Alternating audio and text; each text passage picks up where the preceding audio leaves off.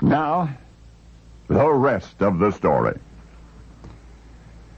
There is a generation still living that recalls another Japan, and its numbers include the American fighting men who will neither forget nor forgive, and who sometimes after a brew or two may regale any who will listen with the stories of what the Japanese did to our boys in the Second World War.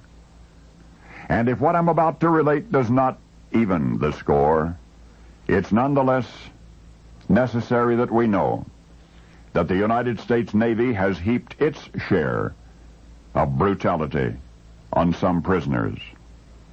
That is the rest of the story. Rick Trout once worked for a Navy defense contractor. He was a civilian advisor, but also an inside man, privy to top-secret operations that necessitated a signed oath of silence. But Rick Trout didn't know what he was getting into until he was in it. And thus was born a moral dilemma that would haunt him until at last he sought to tell the world what he had seen. I have the document containing Rick's observations. It alleges our Navy's cruel mistreatment of prisoners. It describes beatings and intentional starvation as punishment. One prisoner kicked repeatedly in the head, another bludgeoned mercilessly. The document tells of one punishment the Navy called axing, making the starving prisoner watch while his meager food ration was dumped as garbage. Rick relates how prisoners were crippled or blinded, often kept in solitary confinement, so confining that any movement was all but impossible. These are the Trout Chronicles. Ghastly memories etched permanently into the brain of a man who got angry and eventually refused to be silent any longer. And so now he is talking. And that's why Rick Trout is now revealing what he knows, despite threats, official and otherwise. Example, a telegram from his defense contractor former employer, quote, "Dear Mr. Trout, it has come to our attention that you have disclosed classified information.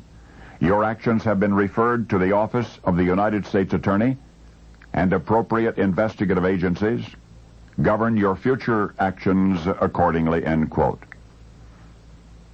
But Rick says that the sadism to which he was witness was not classified, and if by any stretch of the imagination it could be considered such, then he said, how will tomorrow's stormtroopers be stopped? Or for that matter, today's?